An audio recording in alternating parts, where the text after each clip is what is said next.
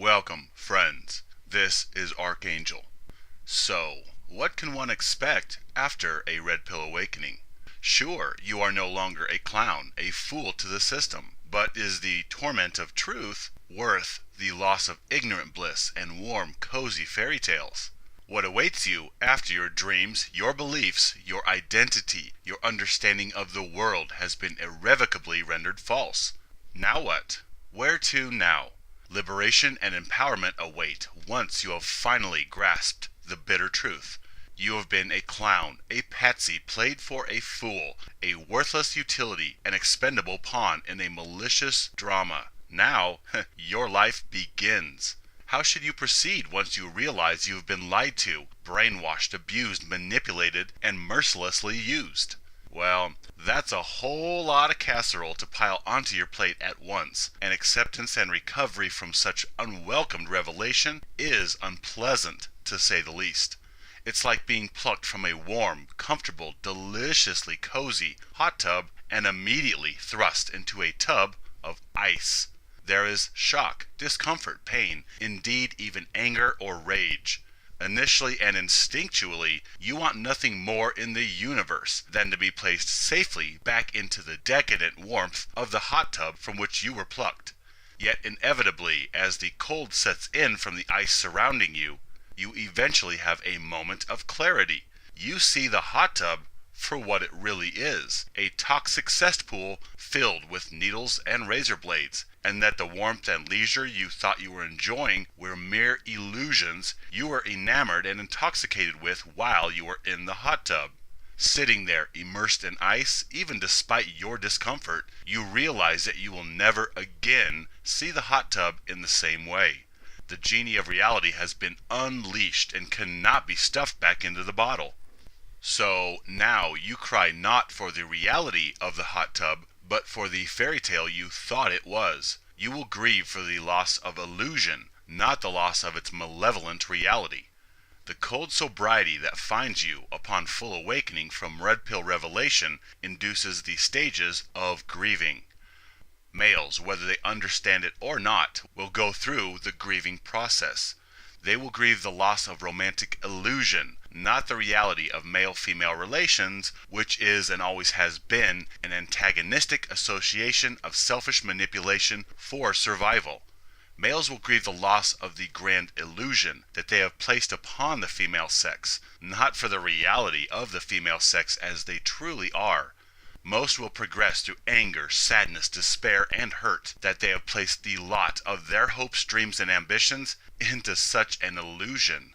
Waking to misandry, sitting in the tub of ice, and finally seeing male devaluation and disposability for what it truly is and always has been, is truly a watershed moment of vivid pain. You feel betrayed.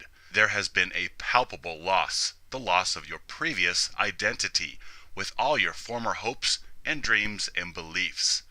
So you do find yourself amidst one or more various stages of the grief process. This is a process which necessarily accompanies liberation from deep indoctrination. It is a process I am all too familiar with, as not only have I been a gynocentrically brainwashed male, I was raised in a very indoctrinating religion, and had to work my way out of that programming as well. Even while in the process of extricating myself from that, I was simultaneously gagging down red pills and awakening to male devaluation. They are both simply laps around the same malevolent obstacle course. Sometimes you're taking multiple life courses at once. Still, coming to terms with male devaluation and the reality of male disposability has been a bitter process. Contemplating things in retrospect, you see the grieving process at work. Denial, anger, hurt, sadness. This seems to be standard course curriculum for any such basal or core deception and catastrophic loss. Taking the red pill is loss. It's loss every bit as real as the death of a loved one. Sometimes it is even worse, because the loss you experience is yourself. The loss of that ignorant you lounging in the hot tub, merely unaware of reality. This is as real as it gets. The loss of the dreams and happiness based upon lies is like a knife to the heart, with no one to pull it out. The awakening represents loss, and most do not realize the gravity of the loss they experience until they are sitting in the red pill tub of ice looking back at the lies and deception they were being spoon-fed by malevolent hands while sitting in the hot tub.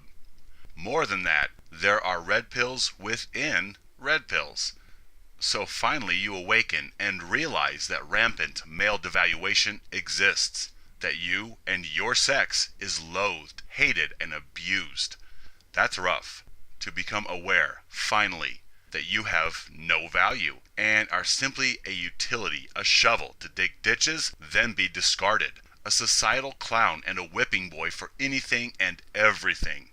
Understanding with clarity that you are a disgusting demon because of your anatomy is an awareness too painful for most males to concede, so they cover their eyes and jump back into the hot tub.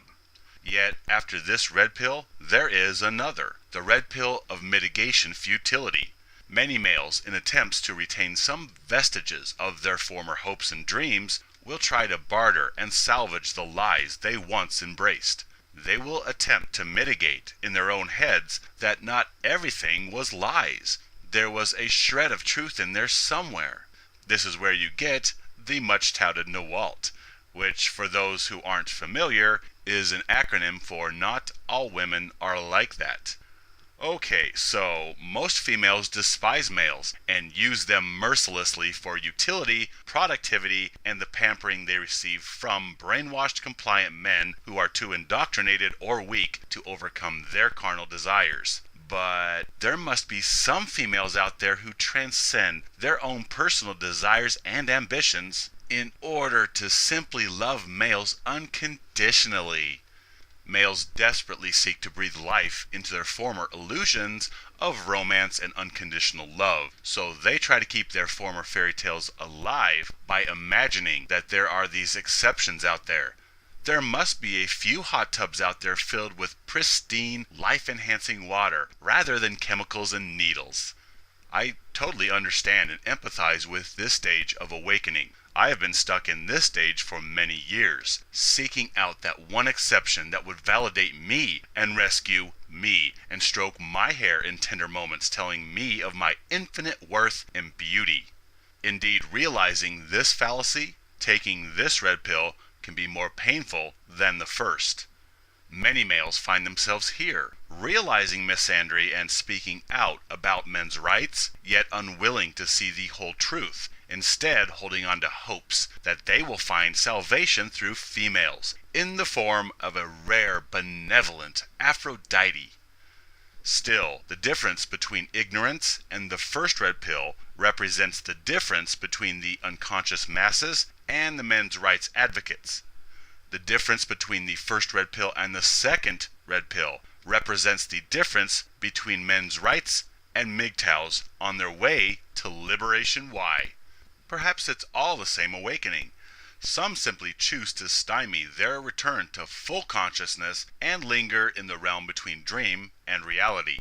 Believe me, I have hung out in this place for a long time, in this quasi-reality, and still feel a strong longing to return to this place where I pretend that not all praying mantis females are alike, and that one day, when the stars reach perfect alignment, I might chance upon that one special praying mantis female who won't cannibalize me for sustenance after we mate.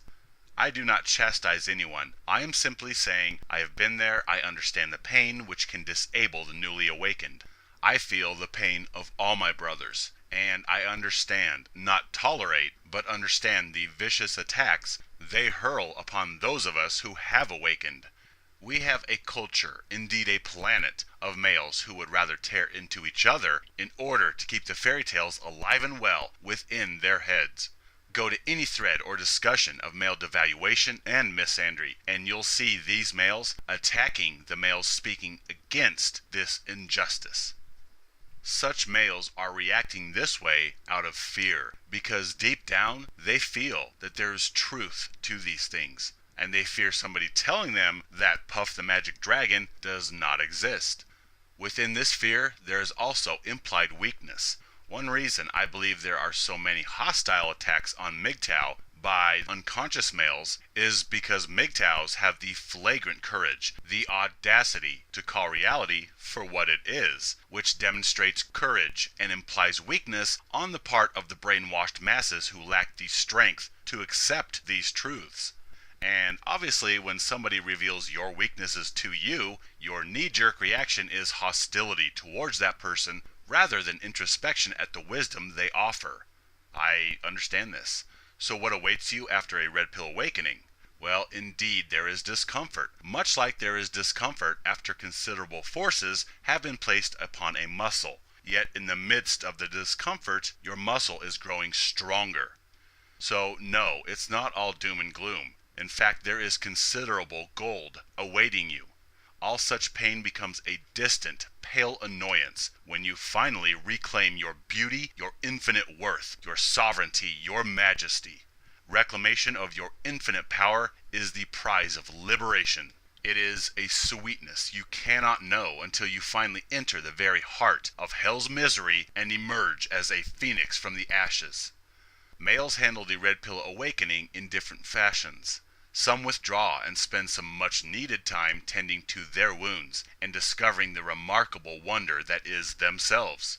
Many will vent about their frustrations, which sound to the unconscious masses as hatred, in particular as misogyny, but it is not. Males are simply expressing their pain of betrayal with angry words, which is a form of therapy, not an announcement of misogyny adoption. Males ranting against females is not hatred, but rather therapy. Release of rage is integral in healing. Others, such as myself, feel a righteous outrage and reach out a hand to others struggling to scale this cruel wall of male devaluation and disposability. I let my betrayal fuel my desire to help others out of the servitude they were born into. I put on my trench coat and affix sunglasses to my nose, and I peddle red pills. I cannot force red pills down anyone's throat. They must swallow them of their own volition. However, I am here to help when they finally do. MGTOWs on their way to liberation do not have or wish ill upon females. They simply decide to stop sticking their fingers in the light socket and instead focus on caring for themselves, since nobody else will. My friends, it will get better. Your suffering is not in vain. Our examples of proclaiming power and worth and refusing to be doormats will provide grease to the wheels of revolution. It will come. Maybe not in this generation, but humanity will eventually benefit from the blood we've spilt and the tears we've wept. My friends, you are not alone. And the brilliance, the clarity, the world that awaits you when you finally awaken, I cannot describe. You must experience it. So please, stand with me. Live free.